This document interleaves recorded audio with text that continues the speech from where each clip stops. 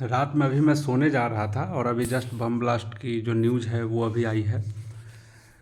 और आज ही एक न्यूज़ आया था, बहुत कम लोगों ने गौर किया होगा, बट मैं आप लोगों को थोड़ा सा रिमाइंड करा देना चाहता हूँ कि आज ही एक न्यूज़ आया है कि रसिया की जो सिक्योरिटी एजेंसी है वो तैयारी कर रही है कि रसियन प्रेसिडेंट पुतिन जो है वो इंडिया में इस साल के लास्ट तक जो है आ सकते हैं। और उसका जो वेलकम है किस तरीके से किया गया है आप देख ही रहे हो। तो जो छोटी छोटी चीज़ें होती है ना, उसको अगर आप डॉट कनेक्ट करोगे तो वो बड़ा मैसेज आपको पता चलेगा कि आखिर चल क्या रहा है। यूएस, आप खुद सोचो ना, भारत पे टैरिफ कितना लगा है? 50%। पाकिस्तान पे टैरिफ कितना लगा है? 19%, 19 या 20%। क्यों लगा है? इसलिए लगा है कि भारत अगर अपने मन से चलना चाहेगा तो हम पाकिस्तान का यूज कर सकते हैं ना। ये जो पिछले 20 सालों में या 25 सालों में जो उसके जो स्लीपर सेल बैठे हैं, किसको पता कि तुम्हारे पड़ोसी कौन हो? एक दिन में तो मोदी नहीं हटा सकता, एक दिन में ना कोई हटा सकता है उसको। स्लीपर सेल को कौन देख रहा है? उसके लिए तो खुफिया एजेंसी को तो बीच में तो कमजोर ही कर दिया गया था ना। बीच में अगर खुफिया एजेंसी अगर कमज़ोर नहीं होती तो पूरे नॉर्थ ईस्ट में आज क्रिश्चियन कैसे है? सारे आदिवासी खत्म हो गए। आज के डेट में सारे नॉर्थ ईस्ट में कौन लोग हैं? 90% क्रिश्चियन है, कैसे हो गए? तो ये जो इलेक्शन में यादव यादव करते हुए घूम रहे हो ना, या जो भाईचारा भाईचारा करते हुए घूम रहे हो, तुम्हारे तो मुखिया तो घर में एक तो क्रिश्चियन बन ही गए हैं। तो धीरे धीरे वो अपना निकल लेंगे भाई। जो तुम्हारे जो नेता है ना, 1000 करोड़ की प्रॉपर्टी है, वो एक आइलैंड खरीद लेगा, जाके बस जाएगा, मरोगे तुम। तो सुधर जाओ। और मोदी को जितना कमज़ोर करोगे उतना नुकसान झेलना पड़ेगा। ये भी चीज़ जान जाओ। और बचाने कोई नहीं आएगा, ये भी हकीकत है। ये जो नॉर्थ ईस्ट के बाद सीमांचल, अपने बिहार का ही देख लो ना, सीमांचल का क्या स्थिति है।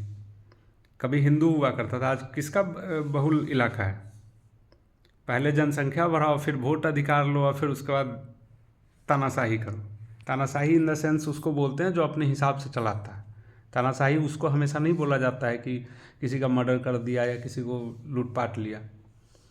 ठीक है, तानाशाही उसको भी कहते हैं कि अपनी बहुल और बंदूक के नोक पे या ताकत के दम पे जो है काम करवाया जाता है। तो सुधर जाओ, बहुत भुगतोगे। तुम्हारे जो मुखिया सब जो बैठे हैं ना, जो बड़े बड़े नेता सब जो बैठे हैं, 1000 करोड़ की संपत्ति है, एक फ्लाइट पकड़ेगा सीधा दूसरे देश, उसको कुछ नहीं जा रहा। फंसोगे तुम। हिंदू का एक ही देश है, बाकी नेता के 10 देश होगा। क्रिश्चियन के लिए तो 20 कंट्री हैं, पूरा यूरोप क्रिश्चियन है। मुस्लिम के लिए 50 कंट्री हैं। ठीक है, तो ये जो नया नया जो शौक आजकल चढ़ा है ना, भाई सरकार की विरोध करो, लेकिन इंटेलिजेंस की भी चीज़ें देखो कि भाई कौन सी चीज़ कहाँ कनेक्ट हो रही है। अपनी बुद्धि का इस्तेमाल करो, पढ़ाई लिखाई थोड़ा सा कर लो। नहीं पढ़ते लिखते हो तो कम से कम वर्ल्ड जियो पॉलिटिक्स की जो बुक आती है उसको पढ़ लो। बड़े बड़े जो पुराने जो रिटायर्ड आईएएस ऑफिसर सब है, या रिटायर्ड जो खुफिया एजेंसी रॉ के जो अधिकारी हैं, उन्होंने जो जॉब छोड़ रखा है, उनके बुक्स आते हैं, वो सब पढ़ लो ना भाई। क्या होती है जियो पॉलिटिक्स समझ में आ जाएगा। हम और तुम तो ब्राह्मण, भूमिहार, राजपूत, यादव इसी में तो रह जाते हैं। इससे आगे भी दुनिया है, बहुत बड़ी दुनिया है। कुएं से निकलो। मेढक जो होता है ना, जब तक कुएं में रहता है उसको लगता है दुनिया इतना ही बड़ा है।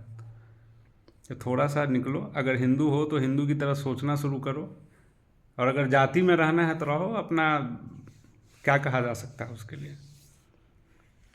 अपनी मूर्खता अपने पिछवाड़े में डाल लेना, भुगतोगे भी तुम ही। नेता का कुछ नहीं होता। तुम जैसे लीडर बैठाओगे वैसे ही लीडर तुम्हारे लिए लड़ेगा।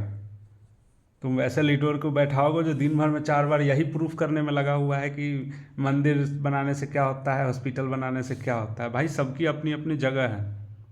इतना ही दान पुण्य करने का शौक है तो अपना घर काहे रखा है?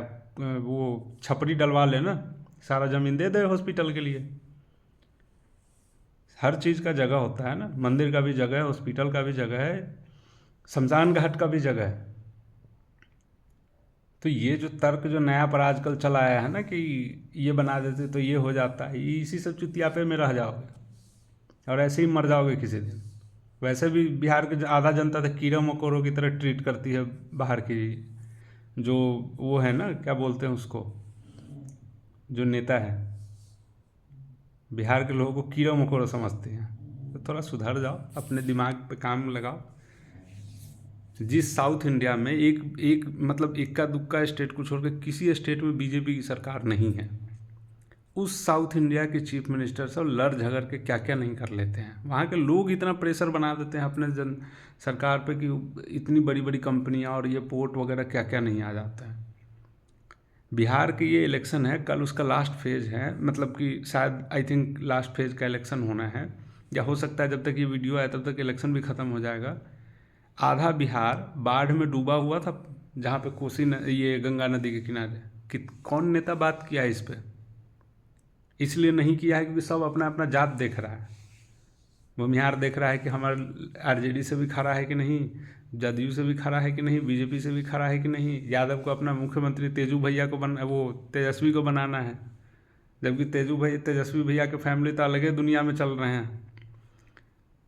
बाकी सबको अपना अपना जात देखना है। तो जब तुम जाते में रहोगे तो तुम्हारे लिए कौन कंपनी लाएगा और कौन क्या लाएगा? एक बार भी बात हुआ है कि बाढ़ क्यों आता है? चाहे वो नीतीश हो, चाहे वो बीजेपी हो, चाहे वो तेजस्वी हो, किसी ने बोला है? किसी ने नहीं बोला है इस बारे में।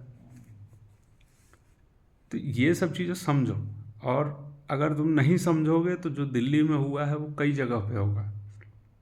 क्योंकि जब एकता नहीं होता है ना, तभी ये सब चीज़ें कांड होती हैं। क्योंकि ये इतने इतने केजी और ये सब चीज़ें ऐसे ही नहीं पहुंच जाता है। तुम्हारे भाईचारे के नीचे से ही तख्ती लगा देगा कोई और उड़ा देगा। रह जाना भाईचारे में। धन्यवाद।